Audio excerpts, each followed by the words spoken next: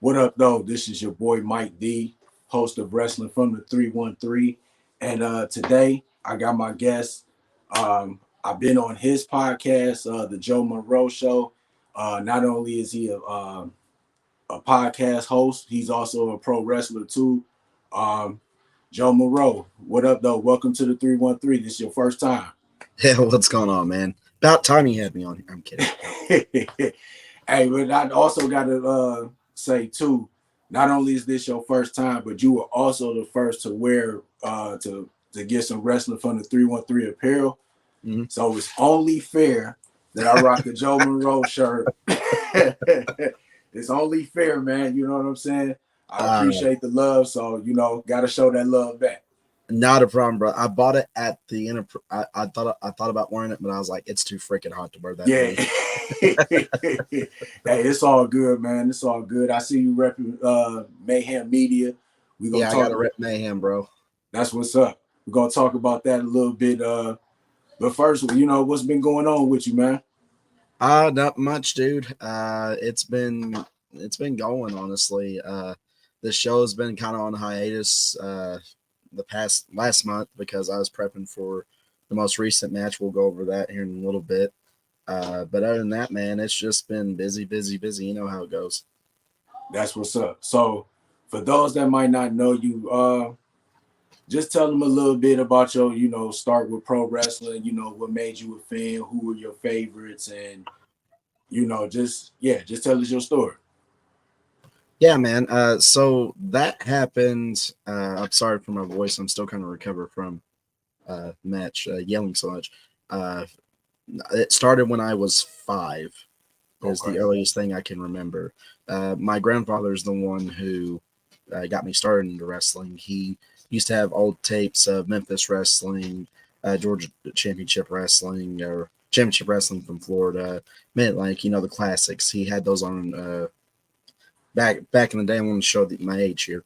Back in the day, kids, there was something called a VCR. You're able to record off of them, and then you play. Yeah, you know where I'm coming from, and you'll be able to watch them at a later date. That's what I grew up on. So that started at a very young age, and of course, I was at a younger age. I watched Attitude Era, Nitro, Raw, SmackDown, Heat, all that, Velocity. Then it just grew from there. But I started wrestling full time in 2020, right after everything was kind of picking back up from the pandemic. Okay. I started wrestling for Gym City Wrestling. I trained, I'm not going to say who I trained with, but I trained with a local promotion before pandemic hit. But I knew the guy who ran it, Wayne Honeycutt, which people down Jellicoe may know him as Joe Bob. He was a mutual friend of my great friend Joe Gold, who I just literally walked into his workplace, just to talk to him. And he said, "What are you doing Saturday?" I was like, "Nothing." He goes, "You're trained, right?" I was like, "I know my basics." He goes, "Oh, well, perfect. Wayne wants you down in Jellicoe." Okay, let's go for it. So it kind of just from there took off. Worked from them until that promotion unfortunately closed. Then worked for another company. Then been working for Triple Crown Ultimate Championship Wrestling and sometimes USWF here and there if they have me. I've also worked with TWA. I worked 2 shows with them, wrestling one and refereeing an event another. And that's been about the only promotions I've worked for. So I've worked with quite a bit of promotions in a short period of time. That's what's up. That's what's up. So, are all those promotions in? Because you're from Kentucky, right? Yeah. So all of those are in the Kentucky area. Now, Gym City and TWA, they are in Tennessee. Okay. Which I'm close to the Tennessee border. And the rest of them were and are in Kentucky. Okay, that's what's up. That's what's up. So, just you being in Kentucky in that independent scene, what is the independent scene like in Kentucky or in Tennessee? Crazy. A lot of people don't know this, but it's booming down here. Even the northern states, Indiana and Ohio, it's booming around us. Like I feel like Kentucky's kind of like this little center central hub that's happening here. There's, I think we counted the other day, there was like um, 11 promotions in Kentucky alone, Okay. not including Tennessee. Uh, Tennessee, I can't even think. I don't even want to begin to think how many promotions are there. uh, but I know off the bat there's at least 11 great ones in Kentucky. Uh, and a lot of people were like, how do you, can you tell the difference? Well, there's kind of a territory system still with Kentucky. Like, South Central and Southwestern Kentucky is kind of where Triple Crown, Ultimate Championship, and USWF Wrestling. That's where we mainly stay at. Uh, there's Appalachian Mountain Wrestling. Uh, excuse me, that goes over towards Eastern Kentucky. There's APW that goes over the different APW that goes over towards Lexington and stuff now. There's EWA that stays in the Frankfort Richmond area. There's, I think, there's another one over in Western Kentucky, more Western Kentucky, that stays on it pretty well. So there's a lot of wrestling around here. Just about every weekend you can find any independent promotion. That's what's up. That's what's up. So like when you started training for pro wrestling, because I like to, when I have different wrestlers on my show, I just like to ask them straight up, you know, what was the training like? You know what I'm saying? And just, well, oh, go ahead. I hate to air out, bad stuff. The guy that was first trained me wasn't trained. I wasn't trained properly the first time. I'll admit that. It wasn't until I got into, excuse me, Triple Crown Wrestling, I was introduced to someone named Jimmy Walls. People in Kentucky know him as Rated X. He wrestled the Georgetown area and was very well known there. He took me to the side and taught me the basics and basically made me a lot better than what I was. And for that, I am grateful for. So with his training, though, boy, let me tell you, boot camp. That's all I'm going to say. Yeah, because I know, like, and this just by me, like, watching documentaries. Like, I remember MTV had, like, True Life, I'm a Pro Wrestler. And then just watching, like, reality shows like Tough Enough and stuff like that. Like, I know the first thing that they make you do, besides run the ropes, they make you take, like, a bunch of bumps so you can learn how to fall. So, Jimmy, here's something that I always learn: repetition is key in wrestling. That's all that is whenever you first start. What we learned how to do and what I didn't know how to do until he taught me was to roll. Rolling will help with will help you take less bumps. That's what he taught us. Okay. And it makes it a lot easier. And it did. It's made it a lot easier. My back didn't hurt as much after I learned how to do that. Rolling, bumping, running the freaking ropes, knowing how to tell a story with body language, and getting the audience involved. Those were the main things that I've learned from him. That's what's up. So like you training and you decide you wanted to become a pro wrestler. Like what wrestlers were some of your influences? Like, you know what? This guy's making me want to get in the ring, or that guy's making me want to get in the ring. One, well, you can probably see behind me. One main one has to be Owen Hart. I was always an Owen Hart fan. Even as a kid, I was an Owen Hart fan. I think, and I still think to this day, he was way ahead of his time. Another one would be Bruiser Brody, Bret Hart. Mick Foley was very, God, I mean, I love Mick Foley. He's one of those guys, because I was a little bit of a chunky kid. I still am. One of those guys, hey, he's not the most athletic dude, but he's out there working his butt off just like the rest of them. If not, probably a little bit better than the ones that are in shape. So this guy right here is my hero. So, I would say probably top three. I would say Owen, Bruiser Brody, and Mick Foley. Yeah, and you know, those are some good choices. Definitely with Owen Hart, you know, it's unfortunate, you know, what happened, you know, the way he passed away. Like you said, he was far ahead of his time, and it was like it was no telling where he was going next. You know what I'm saying? He could have been it could have been a world title in his future or whatever, but it was just, you know, sad to see him go uh, so tragically. And then, you know, just the whole controversy, you know, the way, you know, kind of how WWE settled things, you know, and his family hated them for a long time. And, you know, she still don't to this day will not do anything with WWE. Like, you know, Right. and I mean, it's rightfully so. It's rightfully so, you know, but I don't blame her. I don't. That's thankfully, AEW came and we, got some Owen Hart stuff. Thank goodness. yeah, But in the Owen Hart Cup World Championship, I think that's pretty cool. yeah, Um, Especially what they're doing this year with it. I think that's it. Not people are saying they're copy King of the Ring. I'm like, well, yeah, but it's Owen Hart. yeah, Come on. yeah. And you know what? And I necessarily didn't think that they were copying. I never really looked at it like that. That I they were didn't either. copying the King of the Ring. I think that they were just doing their own thing. I think that they were.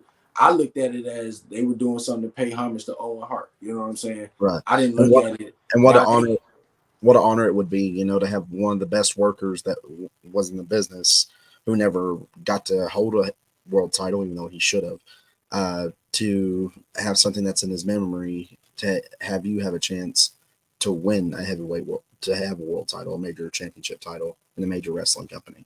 yeah, That's the way I look at it. yeah. Now, if AEW did some type of tournament called King or Queen of Honor or something like that, then it would be like, okay, y'all trying to bite a little bit. But I never looked at the Owen Hart Yeah, some tournament. some people are, and I'm like, just shut up and enjoy wrestling. That's all Yeah. I got to say And today. then it was at one time WWE didn't even care about the King or Queen of the Ring. Look how they buried Xavier Woods and Queen Zelina when they won it. You know what I'm saying? They let Yeah, Xavier Woods 2 weeks later get stumped by the bloodline, get his crown stumped on, and Queen Zelina, they just let her they're dirty. just fly into the sunset. Like, you know, so it's just, you know, I didn't look at it like that. And like you said, people need to just enjoy wrestling. Yeah, And we'll go. That's another rant for another day. right. And then another one of your favorites, Mick Foley.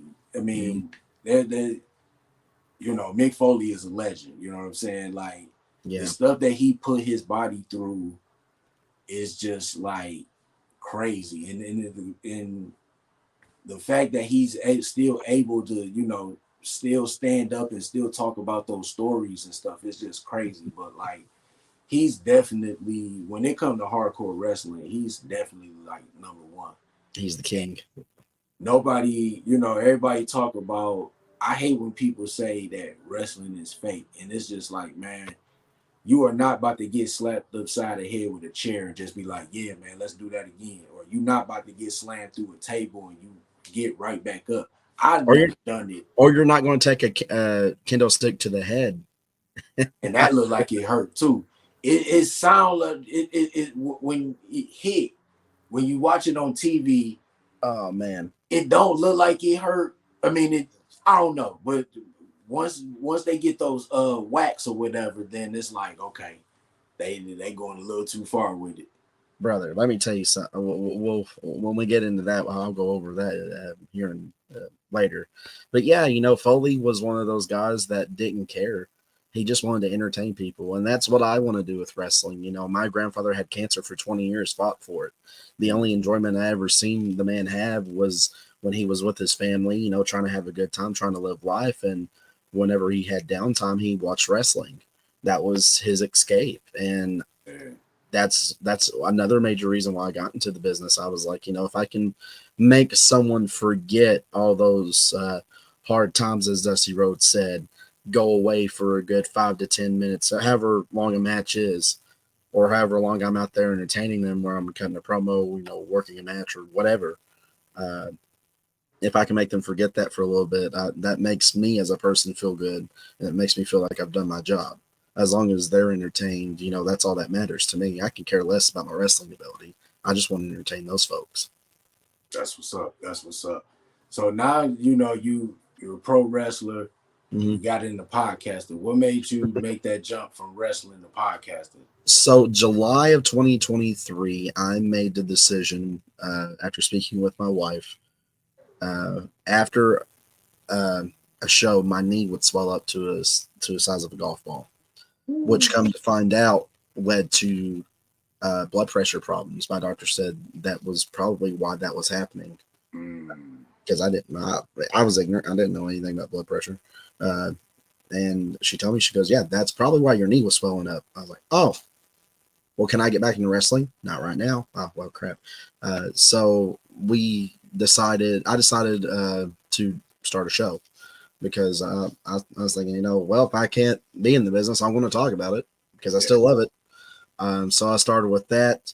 I got to meet Crander Q from Friends of the Squared Circle. Shout out to them. I got to meet you. We've been good friends ever since. Got to meet JD from Mayhem Media. Signed on with him because he's a great guy and he's trying to start something. And I'm like, I want to be part of that. Why not? You seem like a great worker, and he is. That guy busts his butt all the time. Yeah. If you can picture an executive behind a chair, that's JD. Literally, it's JD. Anytime I'm talking to him, any meetings we have, the man is always freaking working. And I'm like, God, take a break, bro. But yeah, that's what that kind of that transition. I think a lot of things when I started wrestling.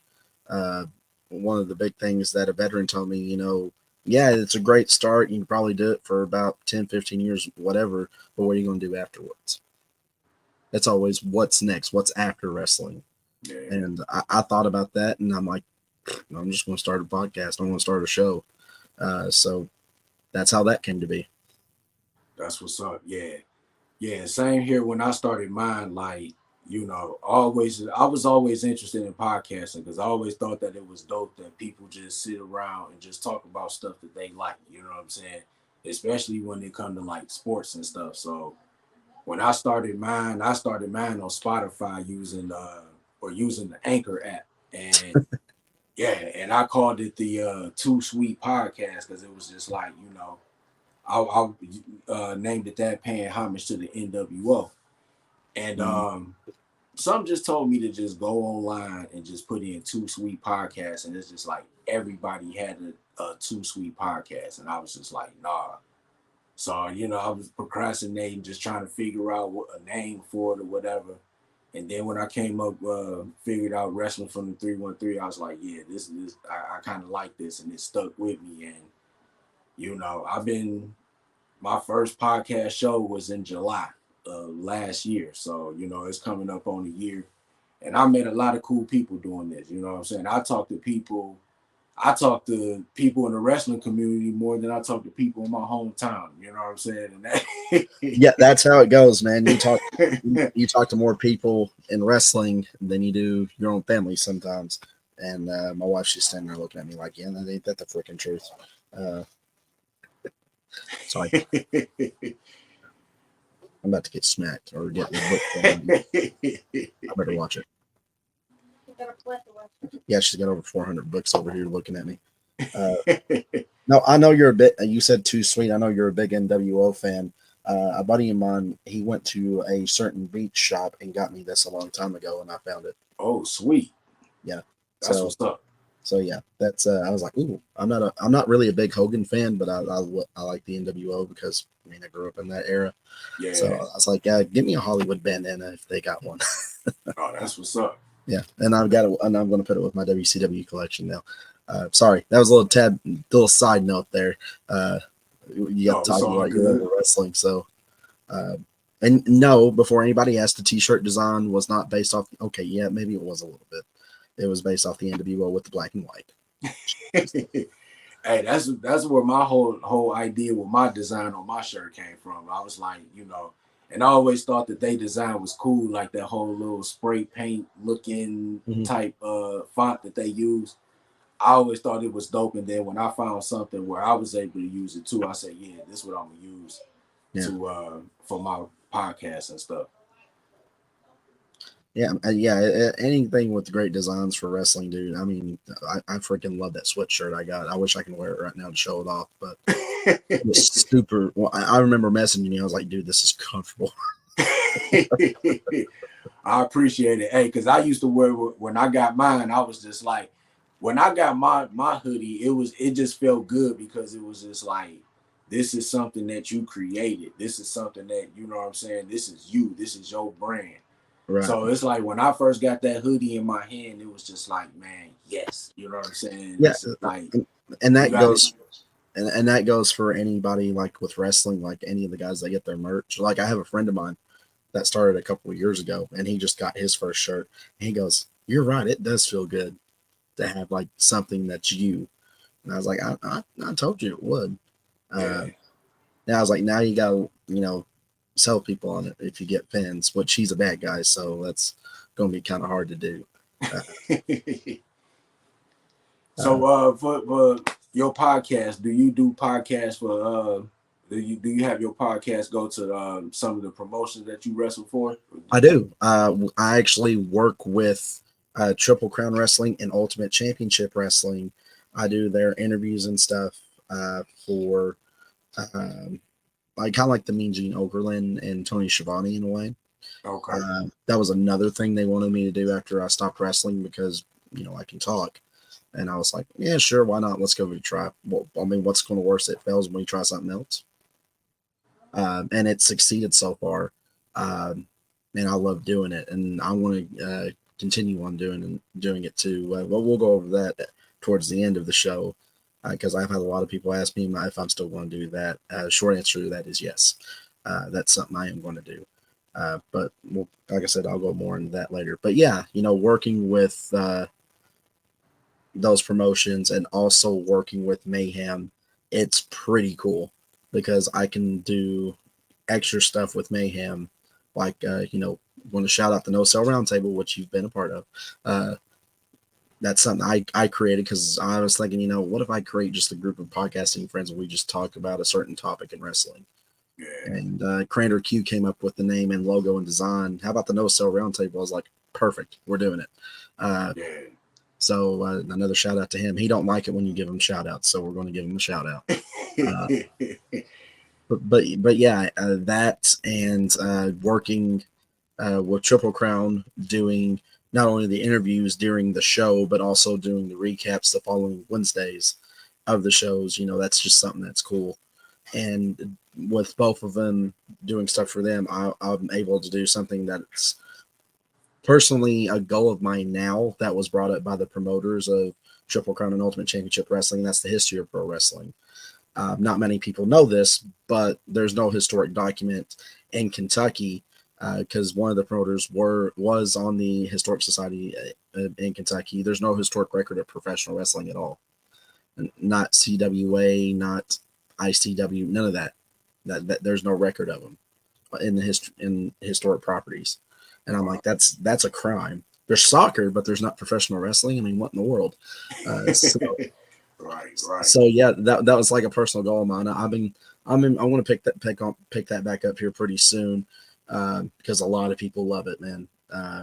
And I don't mind talking about history. I love history and I love wrestling, so that's just two of my favorite things I can use together. And not only does the promotions support it, but Mayhem Media supports that too. So I got two people who I represent that support specifically that goal.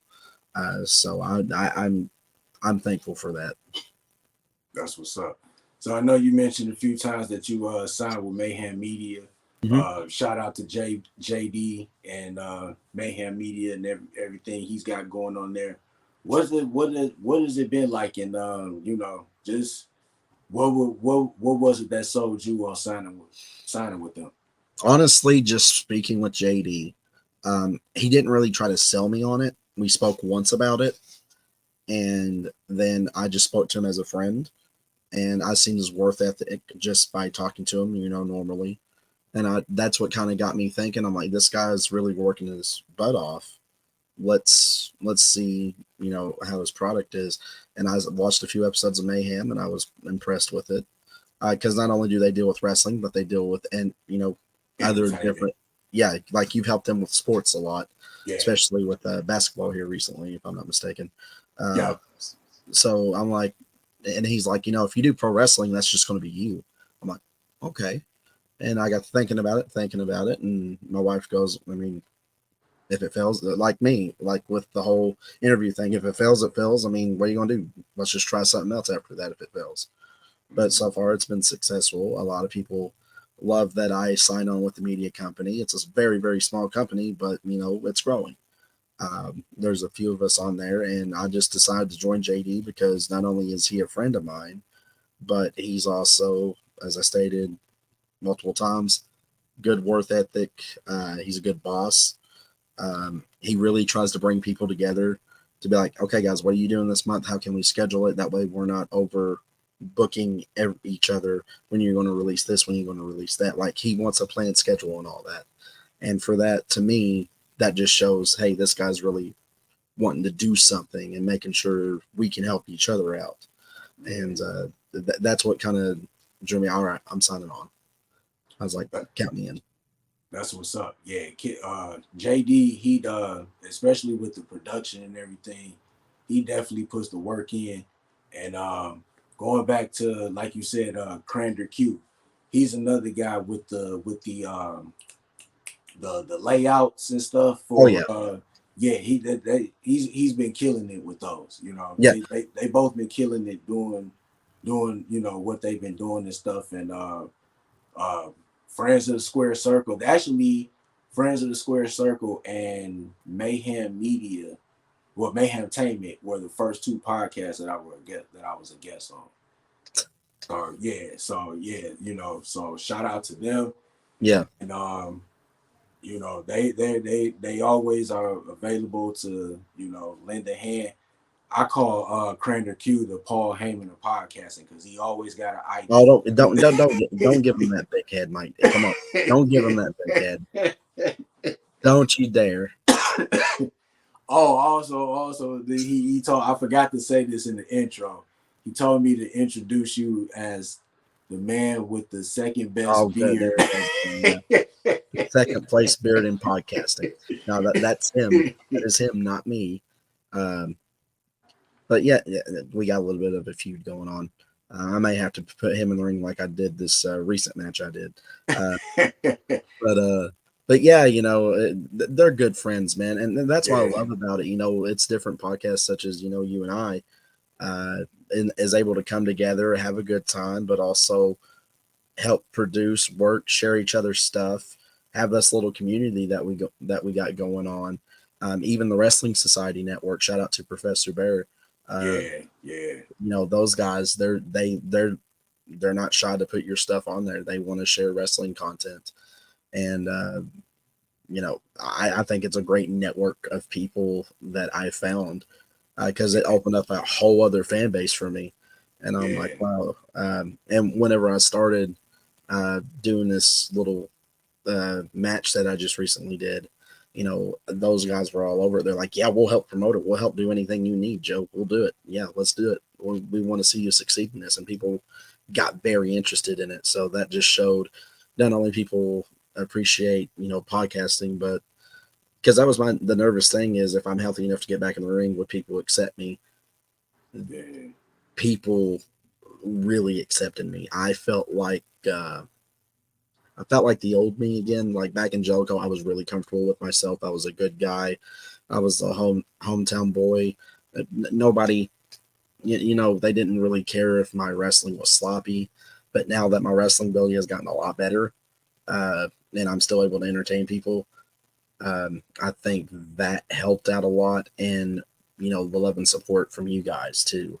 That helped me gain confidence back, and just the reception that we've received uh, from this match that I did is just top notch. Like that's probably one of my favorite matches just because of the reception I got off of it. that's what's up. That's what's up. So you recently had a match. You had a match in Tennessee Mm-hmm. against Austin Diamond. Yeah, that I kid. and I remember the episode that you had. I think it was on your show with Yeah, Mayhem Entertainment. And I'm just sitting here watching, and I'm listening to y'all. I'm showing y'all love, and then I'm just thinking like, man, who's this dude on here that just keep being rude, man? Hang I'm on, just like, hang on. Let, okay, let me quote you here. Who's this lost young buck that keeps commenting rude crap? yeah.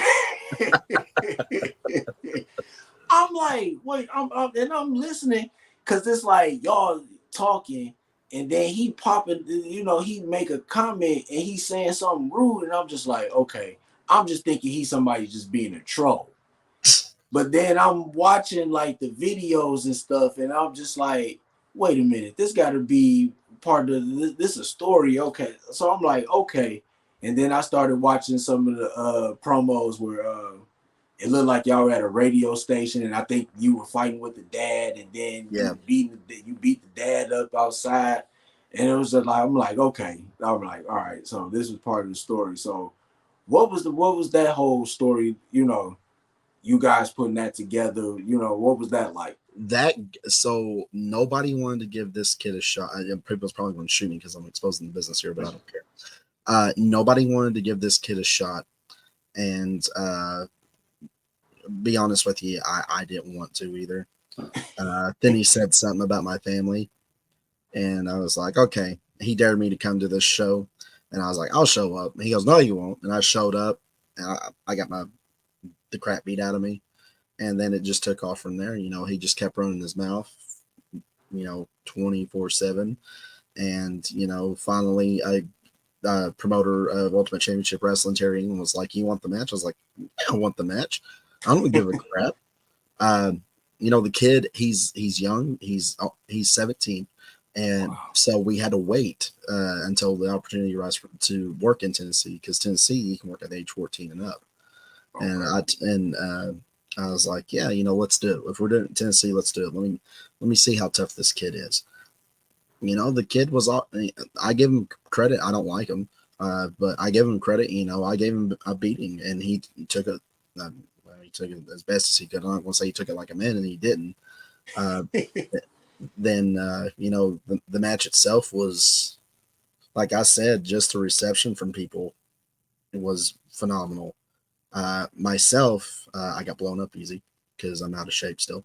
But the match itself, it's pretty cool. I was going to send you. Am I allowed to screen share some stuff here?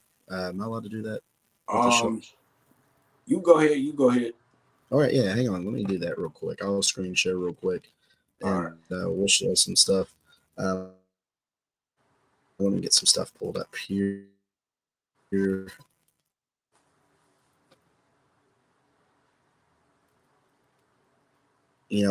Just I'm a fan, and it was, and for like this, I know a lot of people don't like them. I personally still don't, but I kind of have to thank them because it kind of gave my confidence back. It gave me a confidence boost. That's what's So up. That's what's up. yeah, So that's was it just a straight match, or was it like a no DQ match or something like that? it was a straight match. But he just had to use. Well, let's show that video first. Let me go ahead and get a full screen here, All and right. we'll show that video first. Let me present here. If it freezes up, I'm sorry, Mike. Let's see. Share screen. Let me go over here. Let me share it real quick. Now this right here, a lot of people hated this.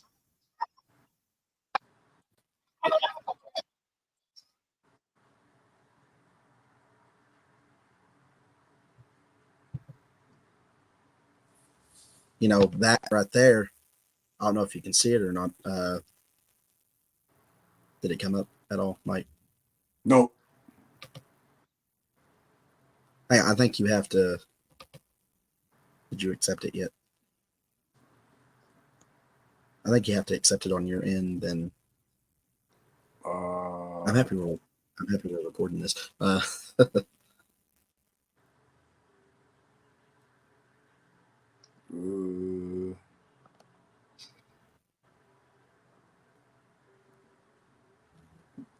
ain't seen anything that popped up. What the heck?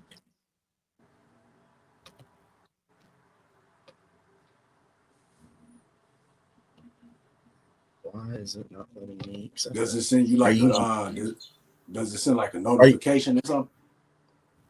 are you using your phone? Yeah. Yeah, twist your phone back like this real quick. That way it can bring up your studio. And it should give you some kind of notification for screen sharing or something. I think.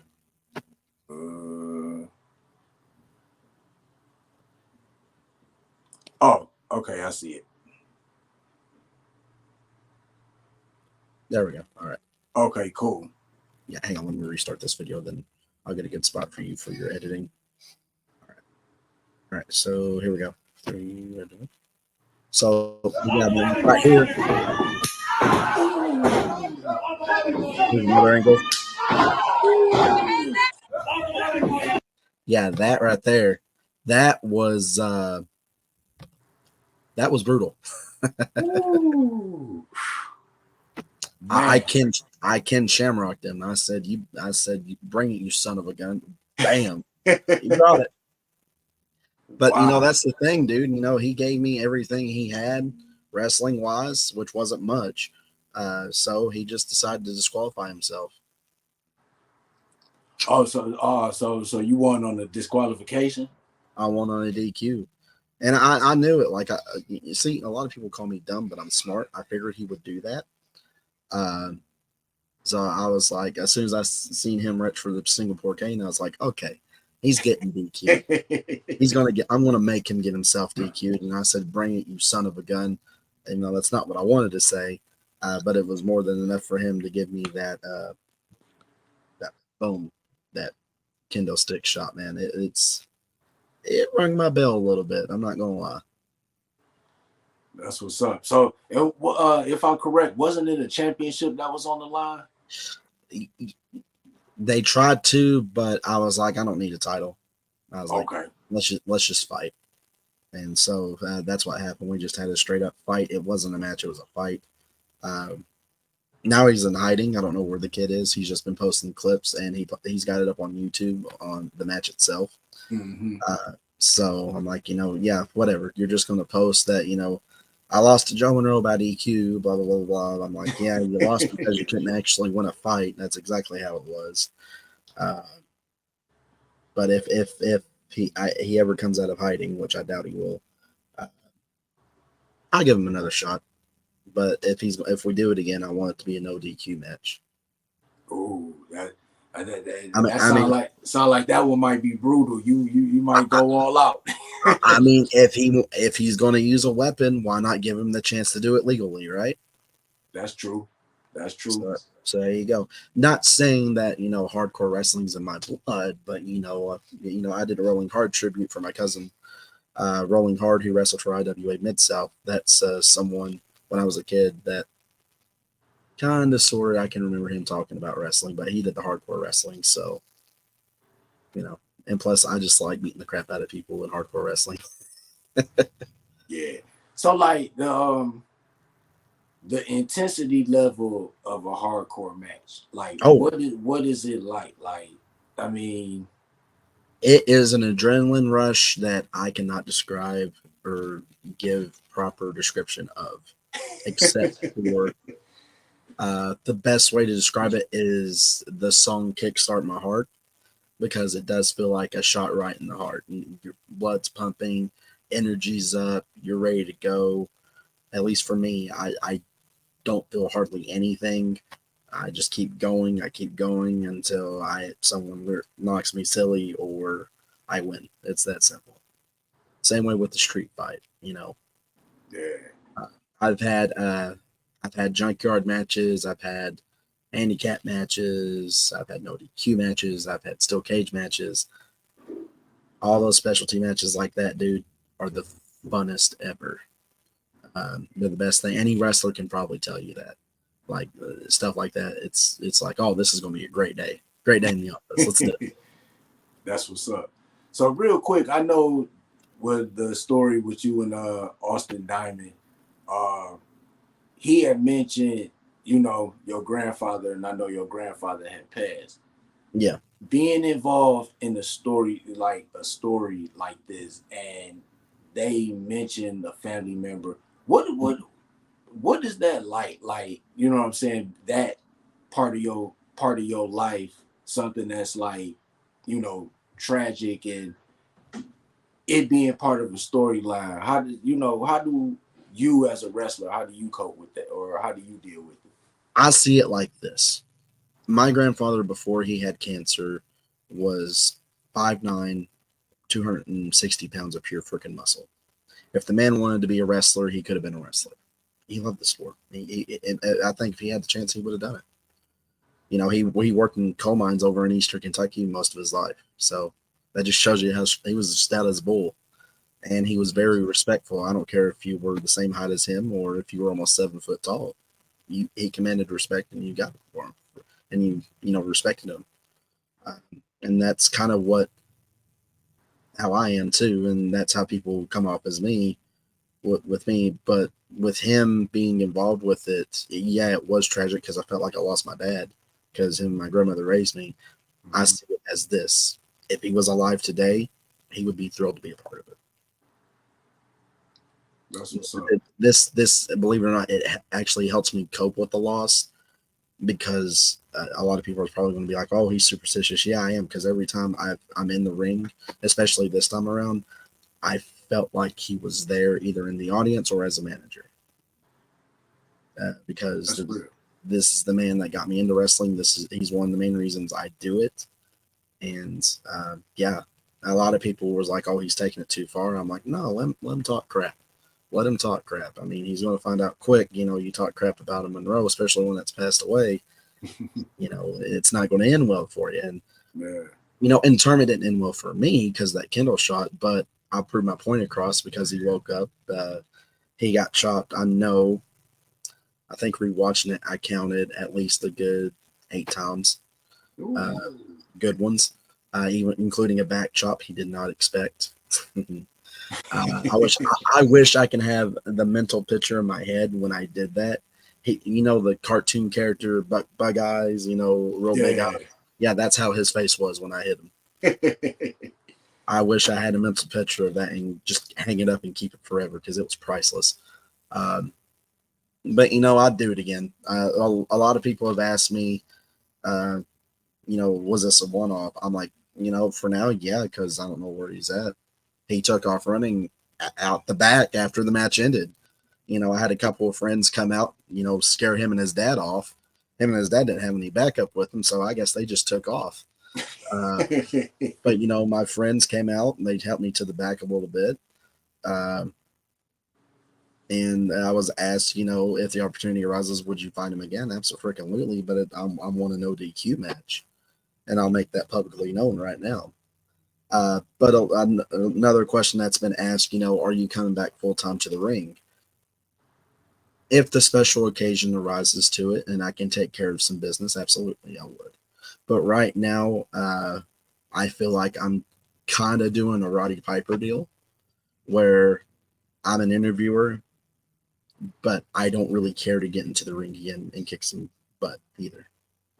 Yeah, Yeah. I feel you. I definitely feel you, especially the wear and tear that it puts on your body. You know what I'm saying? The older you get, you know what I'm saying. It's hard to recover from that. So, and then too, you a family man. You know what I'm saying. Right. That's mainly what the promoters said. You got a family now. You got to think about it. And I'm like, well, I'm Piper. I'm this company's Piper, and one of them's a big Roddy Piper fan like I am. He goes, you know what? I don't think anybody else is doing that. Let's do it. So yeah, we're going to do. I think that's the route we're going to take. But I'm not scared to back down from a challenge either. I felt great. To be honest with you, Mike, I know back, before I came back this run, I represented my Irish heritage, which ancestors back in the day don't care one bit to represent them. But this time around, I felt like I was able to show people a little bit of the true me. I'm just a good old country boy from Kentucky, man, that loved professional wrestling. That's what's up. That the camo hat that I had on, that was my grandpa's. He gave it. It was given to me after he passed by my grandmother.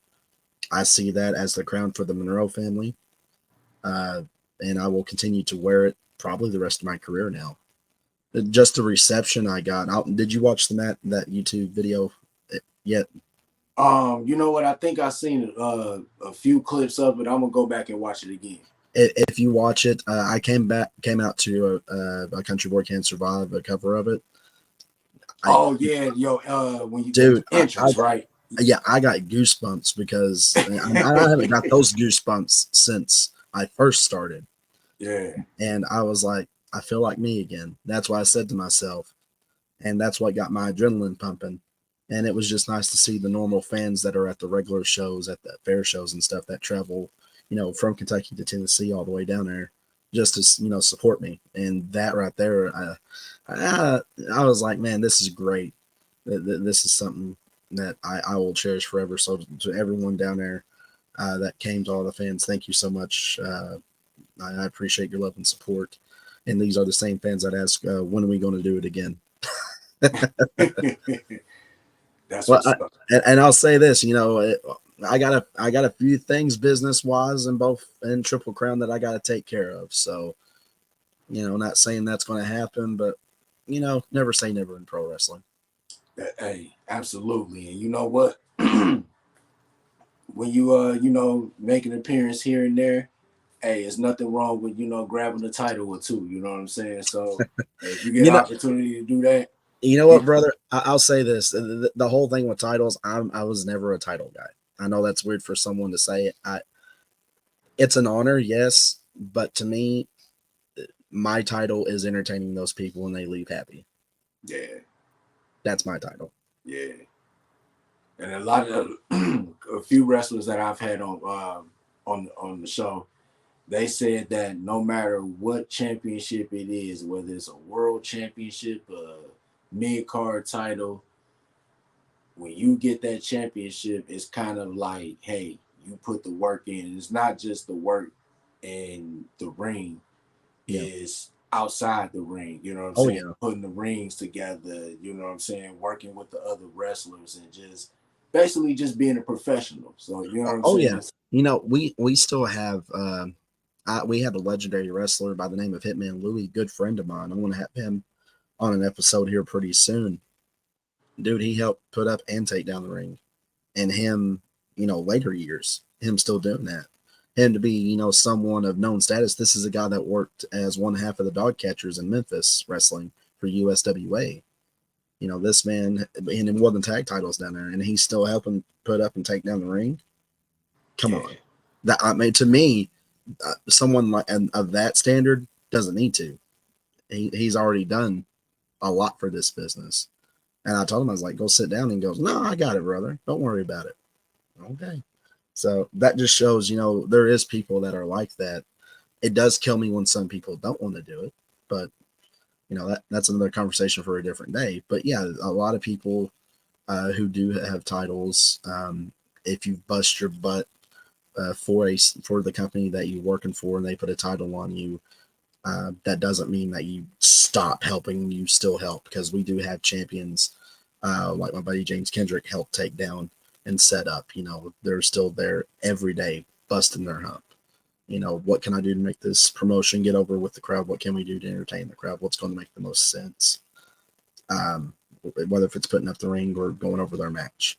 And that's something that's 100% true. And I wish a lot of people in the business would have that sense. And if they did, I think pro wrestling would be bigger than what it is right now. Because I personally think we're in another golden era of wrestling. That's just me. Yeah. I could be biased, but I think right now, historically, we're either right at the beginning or we're right about to hit another golden era in professional wrestling. Yeah. Yeah. Especially with everything, with that WWE has been doing this as far as like the sellouts and SmackDown and Raw, and then you got the records that they breaking at they PLEs, and the merger with UFC. I think you're gonna start seeing some of that starting to start to pick up some steam, and just even with the TV deals, like next year, Monday Night Raw is not going to be on cable for you know what I'm saying? For Since like '93, yeah. right, you know what I'm saying? And it's about to go on Netflix, and that's about to make Netflix just even bigger because you about to have a whole audience of pro wrestling fans, WWE fans that's about to subscribe to Netflix if And they not only already don't have it. and that as well as the library too. Yeah, right. So That big WrestleMania is gonna be on library. Netflix. Yeah. And plus all the documentaries and everything, you got to think about those especially. Um, Yeah, but I hate to see that because I think Peacock, I think we've discussed it on the No So Roundtable. I think they've done very well with the WWE documentaries that they came out with. yeah, And I hope Netflix continues that. But yeah, man, I think not only with WWE, I think if Tony Khan can lay off the Colombian Bam Bam for 5 minutes, AEW would be good too. yeah, Uh, Sorry, Tony, I got to pick on you, buddy. But yeah, and just independent wrestling promotions, not only here in Kentucky, but in Michigan and Wisconsin, over in Pennsylvania, just where you all are at, my friends. You all are saying independent wrestling's booming in locally in the surrounding areas. So that just tells you right there. If you're a wrestling fan, I'll say this right here: if you're a wrestling fan and you just watch WWE, go to a local independent show. Find yeah, you a good local independent show, go to it. yeah, Because those guys like us, them, freaking, I personally think put on a little bit of a better show than WWE. yeah. And you could just see the passion and the heart that a lot of these independent wrestlers have. Like Oh for yeah, me, the first show that I went to, I think this was last year.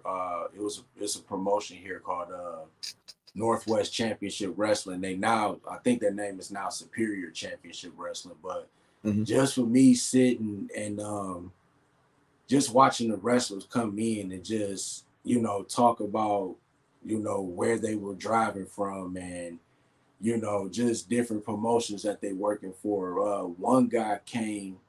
One guy was wrestling at the show and he came all the way from Buffalo. I think he drove like, I know it was probably like over 8 hours or something like that from Buffalo to Michigan just for this one show. And it's just like, Yeah. man, a There's lot of folks, there's folks that still bust their humps like that, dude, just like back in the day. yeah. And it's just like a lot of wrestling don't get the credit that they deserve. Because wrestlers, their grind is just like rappers. Their grind is just like musicians, actors, actresses. You know what I'm saying? I, They, I hate I hate using the term sports entertainment. Uh, I love calling it professional wrestling because that's what it is and that's what it always should be. yeah, yeah, But you're right. Like people putting on, rappers putting on concerts, comedians going on tour. Do people doing what like the little book routes, whatever they do, try to sell their books. No yeah. difference. Grinding podcasters. I mean, I us. was just about to say, yup. Yeah, podcasters who go to conventions and stuff, which I need to start doing. Uh, but stuff and like that, man. A lot of people, don't really realize how much of a grind it is, how hard it is, especially if you have family. Yeah, Um, it yup. does take away from time with family. I can't tell you how many times I've missed some stuff, hanging out with not only my family but friends and stuff like parties and stuff like that. And I kind of want to kick myself in the butt, but I'm happy that my wife loves and supports me and realizes this is my passion. This is something I've always wanted to do, and Yeah. she's helping me reach that goal. Um, so yeah, that's something I'm grateful for. Shout out to my wife. So That's what's up. That's what's up. Hey, it's always good when you got somebody on your side that's supporting you. I definitely say she didn't support the kendo stick shot though. that.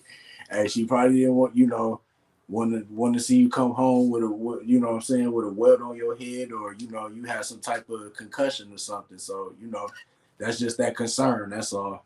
Yes, trust me, I totally understand that. So real quick, just talk a little bit about WWE or AEW, anything that they got going on that you're excited about? Or I have where I've been so busy, I haven't really paid much attention. I know they got Battleground yeah, happening in Battleground UFC is this Sunday. is Sunday, and I'm happy to watch it because it's at the UFC arena in Vegas, ain't it? Yep. So that's going to be interesting. Are they going to keep it in the octagon? You know what? I'm not sure. I'm pretty sure that they're gonna have a ring. Now, if they keep it in the octagon, that would be interesting. And here's what I say to this. Here's something I think would be very interesting. I don't know if I discussed it on the round table or not when you were on. I think I did. Maybe I did. Heck, I can't remember. But it would be interesting to bring back the Lions Den match or something like it. You're Yeah, partnered with UFC. Ken Shamrock is not only a UFC legend, he's also a WWE legend. yeah, Which I think they kind of hinted at that with him being in 2K this year. yeah, You yeah. know, can we do? Are we going to get a Lions Den type match again? Because I said it. I think the Heart Dungeon match and the Lions Den match is way underrated, underappreciated. Yeah. So that's something I would personally like to see again is specialty matches. And heck, dude, I know Khan. What's his name? Nick Khan, is that his name? The president of WWE. Yeah, yeah. Nick, yeah, was talking to Josh Barnett, and for people who don't know who Josh Barnett is, he's the one that does the Bloodsport match during WrestleMania weekend. Uh, so that would be something. I know Raw Underground tried doing that and ended up being the big flop. But Yeah. if you have Josh Barnett control it, because he had Shayna Baszler on and a couple of and I think another WWE wrestler on this year. If they can bring that to a pay-per-view, like a national, like a bigger pay-per-view, I think it's on Fight. But if you can bring it to like Peacock or something or Netflix, whatever, Yeah. dude, I'm telling you, it would get over like Rover. That no, if you have not, I will send you a link after this, Okay. and I will let you watch Barnett versus Suzuki Bloodsport. It's different, but it's great. That's what's up. Yeah, I'm definitely have to check it out. Yeah, I'm what I'm excited interested to see with Battleground. Of course they're gonna crown a new women's North American champion. Mm-hmm. They got a ladder match for that. Um Ethan Page from AEW is not NXT. He's going up against Trick Williams. And of course the NXT TNA crossover. Jordan Grace is going up against Roxanne Perez for Yeah, the NXT Women's Championship. So that's going to be interesting. And then, just now that we're seeing that there's going to be some type of TNA NXT crossover, what's going to be next? Are we going to see more TNA wrestlers on Battleground this weekend? So that's going to be interesting. And then I think next weekend is Clash of the Castle. mm-hmm. So that's going to be interesting. Drew is going up against Damian Priest. Mm-hmm. I kind of think he's going to win that. That's going to be like his WrestleMania moment since he didn't get it because of the pandemic and stuff. So, yeah, this is some good stuff coming up for wrestling. I know AEW has a pay-per-view, Forbidden Door, mm-hmm. the end of this month. Even though I think WWE's kind of kicked in the Forbidden Door now. Yeah. And you know what? It's going to be interesting to see if they're, working with TNA is going to be better than what AEW worked with TNA and New Japan. I don't know. It's just going to see, how they work with them. Missed opportunity from Tony Khan. I'll say that. I still think it's a missed opportunity how he's treating Ring of Honor. That's just me personally. Yeah, I agree. Because it's like I was watching Dynamite a couple days ago, and they had a match. I think it's a qualifier match for the TNT Championship, and they had Mark Briscoe, because he's the Ring of Honor champion in that match, and it's just like, come on, man, like.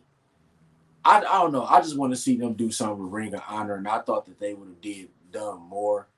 And it's just like, part of me wishes they would have waited until Paul Levesque took over WWE. That way he could have bought Ring of Honor and Yeah. maybe he might have done something with it too, like had Yeah. Ring of Honor versus NXT or something, and kept Ring of Honor like Peacock exclusive or some kind of streaming service exclusive. Yeah. So I think that right there, that would have probably been a better option than the way Tony's treating Ring of Honor now. Because I think Tony Khan, and I think I mentioned this on your podcast or on the roundtable, like they should have out of the three shows that AEW has, one of them should have been a Ring of Honor show. I agree Of with you. course, you got Dynamite on Wednesday. You're not gonna touch that, but Collision or Rampage, you could have got rid of one of them two, and that could have been Ring of Honor. You know? I would have eliminated Rampage. Yeah, yeah, yeah. I would have gave Ring of Honor the same arena that they Mhm. used back in the day. Do they still use that arena? That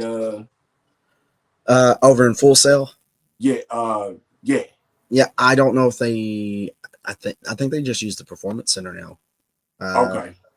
Yeah, but WWE Ring of Honor. Do they Ring of Honor where they wrestle at now? Is it the original arena from when they wrestled in the past, or they wrestle somewhere else now?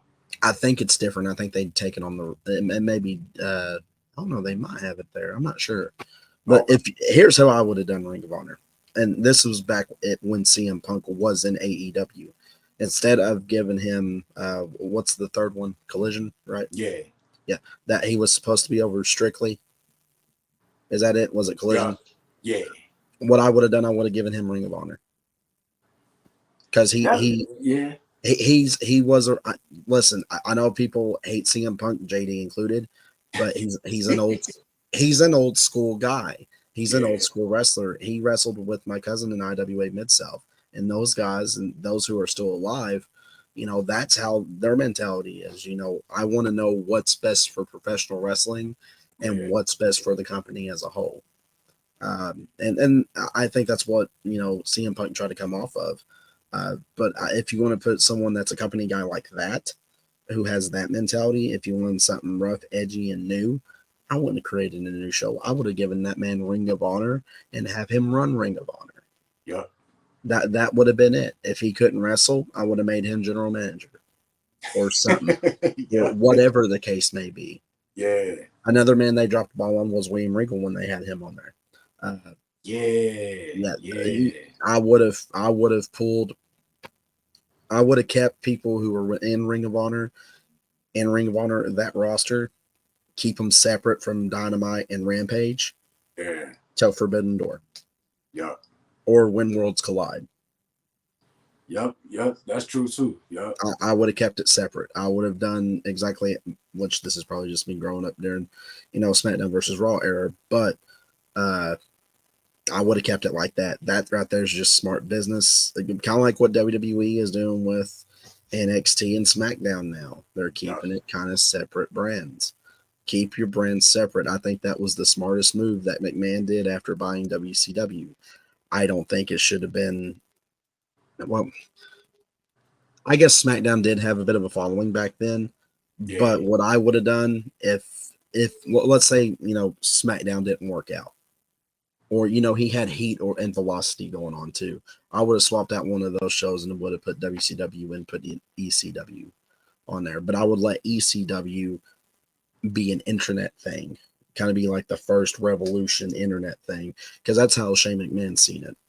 I would have Yeah. given it to him, have it run as his baby on ECW.com exclusive, and had Paul Heyman still run creative and still had the hardcore wrestling and all that stuff. Yeah. That's how I would have done that. Would it have worked back then? Probably, because the internet age was booming. But I would have kept WCW, replace Heat and put WCW with that, and kept the rosters from that instead of doing the god awful Invasion angle, Yeah. Yeah. and just kept Invasion as a set pay per view where you could have, the different wrestlers from each company collide. Yeah. I would have either had. I actually, if they would have kept WCW, I would have actually gave them two pay-per-views a year.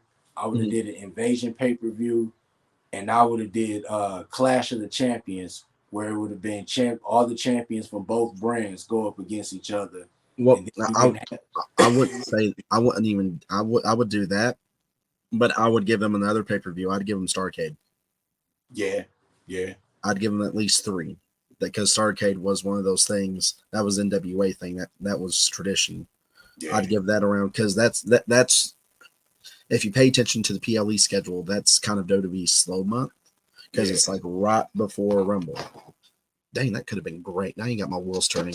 What they could have, we should have saved this for another show here, Mike. Yeah, But what they could have done was keep Starcade usually ran in November or December. What they should have done, since those were the slow months for WWE, I would have put that pay-per-view in place with either replace it with like a, whatever WWE pay-per-view they had going on. I think it was like Armageddon at the time or something like that. I can't yeah, remember. or like TLC or something like Or that. something stupid. Yeah. Yeah, Let's say we'll do it modern and then say it's running. That's how I would do it. Because to be completely honest with you, a lot of people's like, well, you can't bring WCW back. Oh, hang on now. You got the depth of WCW that's running by Dwayne Johnson. I know Dwayne Johnson was not a WCW guy, but what if, this is a big what if, people's gonna probably think I'm stupid, but hear me out. So he's running that. He's the final boss. What if the final boss finally gets sick of WWE and says, the heck with you, I'm going to run my own brand. Oh, by the way, I bought the rights for WCW. I'm running it back. hey, And, that you know what, he could do that, and guess what? I hired Eric Bischoff back. hey, that would be crazy right there. And then That would be, you could put WCW on Peacock. You know what I'm saying? yeah. Because That would be a thumb to the eye. There's more revenue running in if it goes over well. mm-hmm. And we already know Dwayne Johnson's a good businessman. I mean, heck, look what he's literally created his own football league. He took XFL and The USFL, and he merged it put up. his own spin on it, and now it's successful. He did what Vince failed to do. That's because he's a businessman and he loves football. Same with wrestling. If they want to bring back WCW, I think Dwayne Johnson would be the guy to do it. Yeah. Because people's like, well, he's an older wrestler. He tried to put himself over. Not necessarily. I mean, Paul Levesque's a great example of this. He wants what's best for business. I know people are going to probably be like, well, that's what he used to say. No, he literally wants what's best for business. As you can see, the Paul Levesque era is freaking working. Yeah. People like me and you who grew up in like the Attitude Era and stuff like that are starting to see little, tidbits of cameos, as I like to say, put in a little spice put in there. But also he's appealing to the newer audience too, that younger generation. He's got a good mix of it up. And I think what you can do, I know they got Raw, NXT, and SmackDown. If they run WCW, what I would do, it would kind of hurt WWE in a way, SmackDown wise, because you have the US title on there. That is the only issue I could see that. But the way he is teasing of taking away the world title, I mean, come on, dude. Yeah. Come on. Yeah. I mean, or you could do something like you could have somebody win the US title in WWE and then kind of, say, hey, I'm signing with WCW, and that could kind of be that mid-card title. Or you could, I don't know, just keep the US title in WWE and bring back the television title, But I understand what you're saying, because the US title, the lineage of that title started in WCW. It technically started in NWA. Yeah, you're right. But I get what you're saying. You're following what I'm cooking here. See, rock reference. Yeah, that's what I would do. I would take. I'm kind of contradicting myself, because those titles are technically on Raw and SmackDown. Or, what he could do is either turn. Well, no, that would be stupid, because it all depends on who's. like what's bringing in the money revenue, what's drawing more, Yeah. Raw or SmackDown. Which, when it comes to Netflix, that could change. I don't know. Yeah. Like that could be where he brings it back. You know, hey, we're on a streaming service. You know, let's swap out. Let's have either Raw or SmackDown. You know, up for grabs here. Yeah. If they're smart, that would probably do. I would say they probably do Raw because I feel like SmackDown does a little bit better than Raw, Yeah. and the Yeah. WWE titles on Raw, Mm-hmm. and what they WWE titles on SmackDown, but the world titles on Raw, and that Yeah. would be a good way to bring back Nitro. Yeah. Yeah. Yeah, I would definitely love to see them like bring WCW back. Like it's kind of messed up that that Vince bought them because it was like after he bought them, it's like really it was no competition Yeah, after that, and then it just kind of always as a wrestling fan, you always had them questions like, damn, what would happen if WCW was still around? You know what I'm saying? And that would be interesting. and If something else that could be interesting. I hate to interrupt you. Sorry, they could technically bring back ECW too yeah, because I you're on a streaming service. yeah, I think Come that's on. the only way ECW would work if it was on the streaming service, just because of the physicality and stuff like that. I mean, Gym City, not Gym City, but Game Changer, Yeah, on GCW. GCW. Yeah, Game Changer Wrestling. I mean, there's an audience for that. They're on IWTV and on Fight Yeah, Network. I mean, Cardona's making that pretty big. If I would say if you bring back ECW, you bring in Cardona, Deathmatch King. Come on, yeah. but and plus he would be all over it. But what I would, I mean, there's so much like the Netflix deal. That was what's going through my mind. I was like, okay, here's what I would do. I would start creating. You have rights to WCW. You have rights to ECW. We tried ECW once before, but that was McMahon's ECW, and it was crap. Yeah, I yeah, was mad even, as a teenager. I was like, this ain't ECW. This is just a sad old excuse for another WWE show. This isn't the ECW I remember. Yeah, Van Dam, Dreamer, and Sabu, and uh, Taz is on commentary. He's not wrestling, but come yeah, on now, come on. Let's get real. Can we just do something else? Call it something else. And they ended up. That's how NXT was born. But yeah, I would, ECW. That is another opportunity they could do with that because the hardcore wrestling audience, the deathmatch wrestling audience. There's something else that they could do, yeah. and you could have, like I said, they could have another pay per view like Invasion. Bring that pay per view back, or bring back, I don't know, use Battlegrounds as the pay per view or the 3 crossover. I mean, it's the name's in itself. But I think people was like, well, that's too much wrestling. I'm like, yeah, You but could never have enough wrestling. look how many people they sign though. That's true. They end up getting an overflow of wrestlers. Then it's like, okay, I don't know where to stick you. I have nothing for you. Then why am I signed here? I'll just go home, collect a check. Oh, okay. Yeah, Instead of wasting time, why not? You can have, let's see, we'll say Raw, SmackDown, separate brands. There's 5 brands you can have. There's 5 nights of wrestling you can have. yeah. I mean, And if you really think about it, wrestling comes on every day anyway. Like yeah, Monday is Raw, NXT Tuesday, AEW on Wednesday, uh, TNA comes on Thursday. Uh, you got AEW and WWE on Friday. You got AEW on Saturday.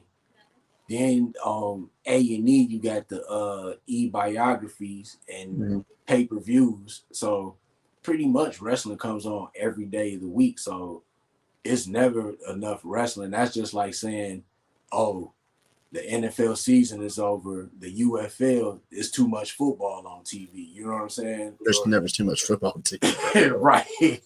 It's never, you could never have enough sports, So right. when And I that's hear what, people, and I think that's what people are like wrestling fans.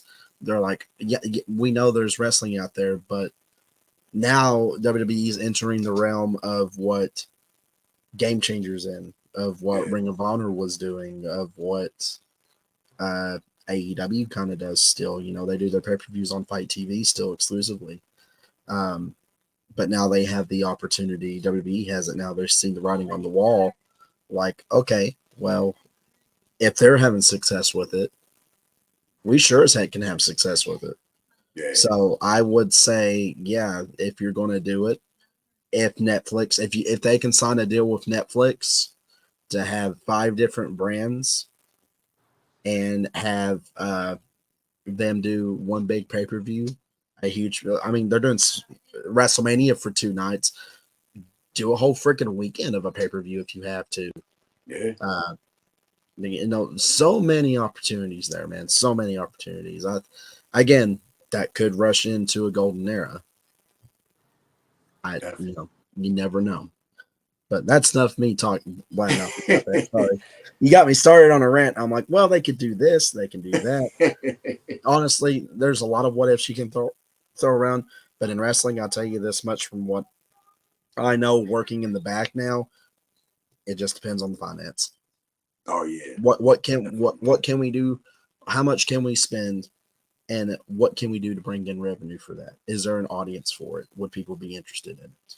Yeah. And I would say to all that, ECW, I would say would probably be the bigger, would be probably the less one to gamble on because of, promotions like CZW and Game Changer and Yeah. IWA Mid South, Yeah. still going. Because that right there just proves there's still an audience for that. There's still those bloodthirsty Philadelphia type fans who wants to see extreme wrestling. Yeah. And, WCW was kind of like the good old boy network. Yeah. Wrestling down here, they treat it like WCW in Memphis style. So there you go. So yeah, I mean, there's an audience for everything, dude. Okay, and whether people want to admit it or not, The Rock is a redneck. I just want to put that on right now. He's 100% a good old boy redneck.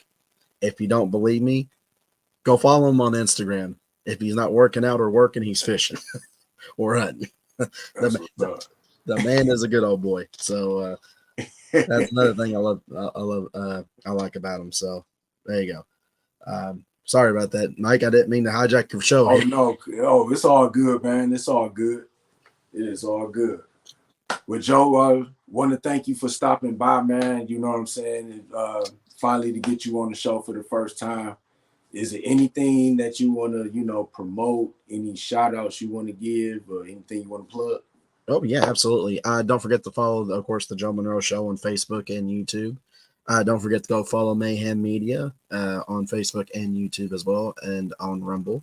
Follow Mike D, of course. If you're not following him and you're watching us, why the heck ain't you liking and subscribing to all of his freaking, what am I trying to think? Your social media outlets. There we go. Right. Go follow Friends of the Squared Circle. Go follow them on all their social media outlets.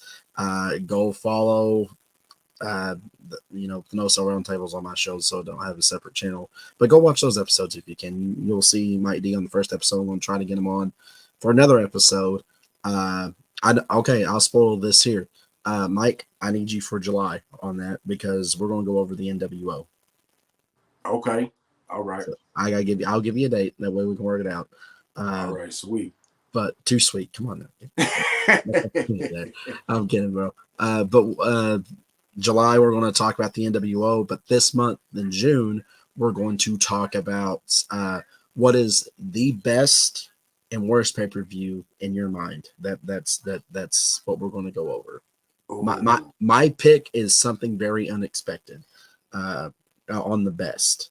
The worst is everybody will probably have that answer.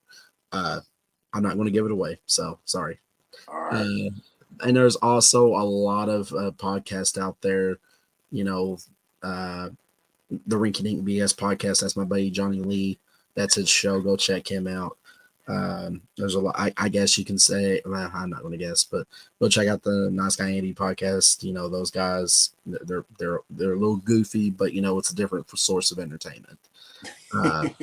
It's a different source of entertainment. We shook hands and squashed whatever we had going on. I don't know what was going on there, but go check them out. And if you have a local podcast that you want to check out, Cards Subject to Change, go check them out. Go check out Anybody that I share, go check them out. Go check out the Wrestling Society Network. You can get it on Right. Roku, Apple TV. You know, was that the only thing they got going on right now, Mike? There's Uh, Roku, Apple TV. I know it's on there. I think Amazon, the Amazon. Fire There we go. Stick. Yeah. Fire Stick. There you go. There you go. Yeah. I knew there was one more. Go check them out. There's a lot of people you can go and check out. Yeah, Um, definitely. and there's a lot of like wrestling. There's a lot of us out there. Go check everybody out. Definitely. Most definitely. Well, once again, let me get my shout outs real quick, and my plugs. Of course, subscribe on YouTube, make sure you follow on Facebook, follow on Instagram, follow on TikTok, Twitter/X. I really don't post on there. I post on there here and there. Joe Monroe shirt. Where can they get a Joe Monroe shirt? If they want a Joe Monroe shirt, they can go on Rumble and get the new Monroe's Live Forever shirts. That's the new Monroe shirts that are out. Those shirts that you got on right now is a limited time, so you got a limited shirt there, Mike D. Only my close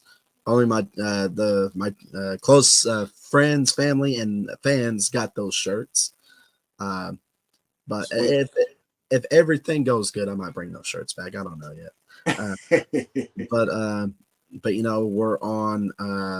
What the heck is that? I'll have the link below. Send you the link that way you can put it below. Okay. Bonfire, that's where it's at. Bonfire, yeah. I got hit in the head with the Kindle stick too hard. Bonfire, you can go check that out. We have t-shirts, coffee mugs, travel mugs, stuff like that. And shout out to JD for creating those because he's the one that created the Monroe's Live Forever logo. JD's, great guy. And Mayhem Media, they have their own stuff. Mike D, go check out his TikTok store. I kid you not, if you do not get one of those sweatshirts I got, or t-shirt, you're missing out. Go get one.